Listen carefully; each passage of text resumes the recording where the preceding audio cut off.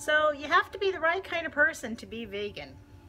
Hi, it's Vegan Tree Hugger, and I am getting so tired all the time since becoming vegan. Not because of my diet. Actually, I feel great. I feel so much better. But it seems like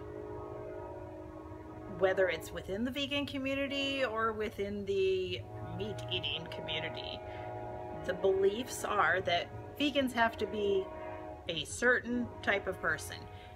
All vegans are athletes and strong muscle and special diets, or all vegans are skinny hippies that don't shave their arms, their armpits. I mean, sorry guys, you don't have to shave your arms either.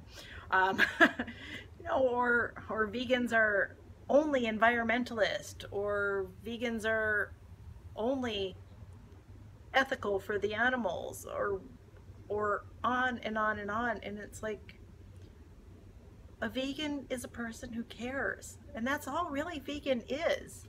I was gonna look up the definition from Siri, but I didn't. It's just, I think we know what vegan is, and we need to stop worrying about what people think we are or what other people are putting off. What if someone is saying, well, this is what a vegan is? That's fine for them. We all need to believe what we believe and live by how we believe. We don't want to worry about the people who think that you're not good enough to be vegan. All vegans are skinny. I'm not skinny.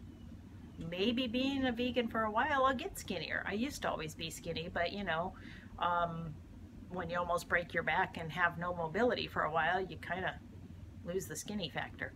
But but I'm not becoming vegan because of that. You know, it's like, hey, that really will be a bonus if I lose weight or if I get healthier. I'm vegan for the ethical reasons, even though I have a background of a livestock producer. I produced my animals in a way that they were all part of the family, every single one of them. And I did not ever eat anybody I knew or anything, and fought as hard as I could to raise my animals without having them go to food. Does that make it right? No. But I'm just saying that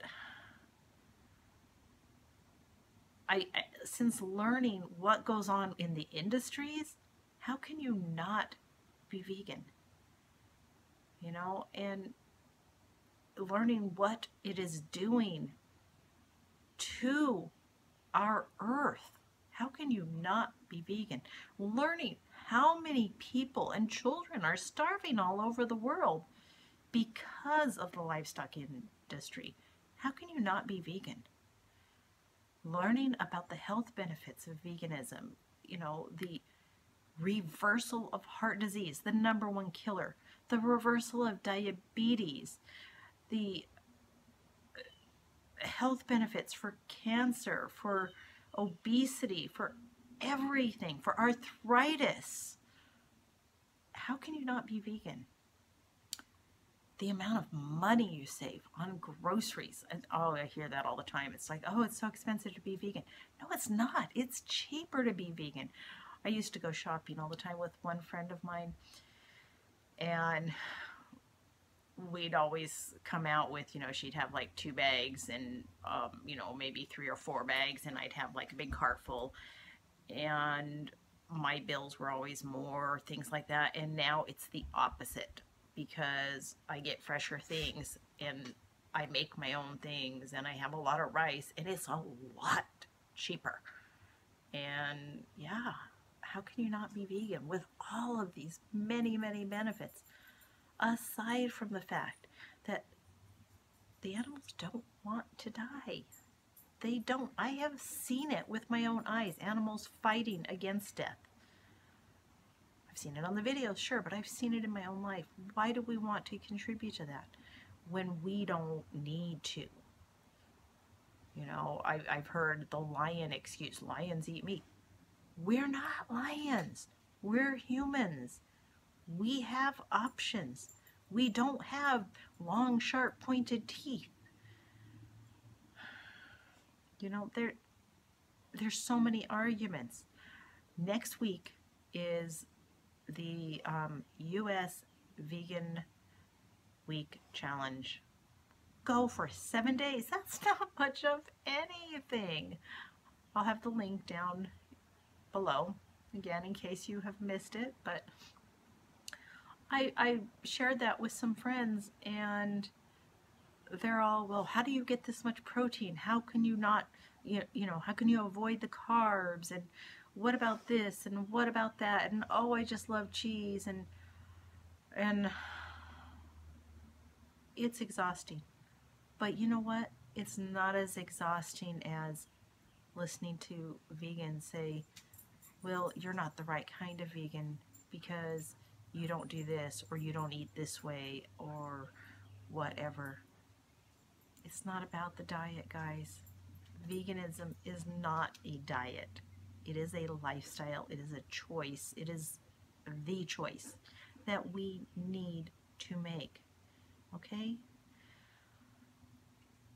I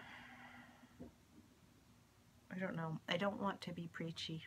I really don't. But I'm just wondering, how can you not be vegan if you take the time to educate one little bit? It doesn't take much to educate. I've watched a lot of the films that are in my links below, and with each one, I haven't gotten through all of them, okay? I really want to watch that Lucy, but with each one, it just builds on the conviction. But you know what? It took me like, I think, 2 or 3 things to say, wow, I am so vegan, I have to be. And, you know, the animals don't care what diet you're on. They really, really don't. They don't care if you're high carb, low carb, raw, whatever. They do not give a damn, okay? And you know who else doesn't care? Our children and descendants that will hopefully be able to live in this earth in the future. And they're the ones who are going to be left with the destruction that we are causing. They're going to care. You know, they may not care now, but they will care in the future when they have no clean air, when they have no room to move, when everybody's living in who knows what kind of conditions that we could prevent right now easily. Or, you know, who else is going to care? The people whose spouses die because they had a heart attack, because they had to keep eating that bacon and cheeseburgers and all this crap that's killing them. The milk that is the things that you learn what milk and cheese does to you, aside from the fact of what it does to those babies and those mothers. And if you don't know what I'm talking about, follow the links below. But milk is not healthy whatsoever. Cheese is not healthy.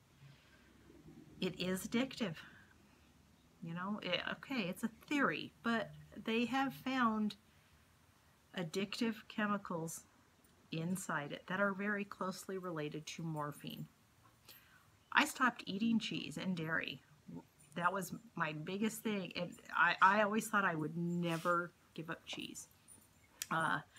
One friend of mine and I used to always say, you know, when we get stranded on a deserted island, this is what we're going to take. And my thing was, okay, I'm taking cheese, or I'm going to take the rennet and some dairy goats so I have a lifetime supply of cheese type of thing. But you know what? I don't miss it at all, because I think of the cost of that cheese, and it just disgusts me.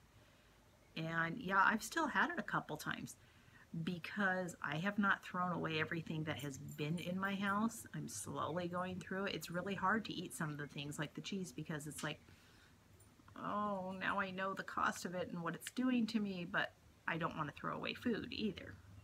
And so I'm eating it very slowly. I'm going to have a huge celebration when my house is completely veganized. But every time I have anything that even is slightly dairy, because I'm not having it, I'm getting sick. And you know, is it worth it? No, it's not enjoyable anymore. And yeah, I had some this morning and I have felt sick all day. I'm not eating anymore. I just, no, it doesn't matter if I own it or not. I'm not going to have it. But that's not the thing. You know, you don't have to throw away what you've got. Don't buy any more. Don't feed into the problem. And it doesn't matter what kind of diet you want to be on or why you want to do it, because every reason that you can come up with is justifiable. And it's something that we all need to do for our health, for our planet, for the future, for the animals, everything. So let's work together to make this world a better place for everyone. Peace out, guys.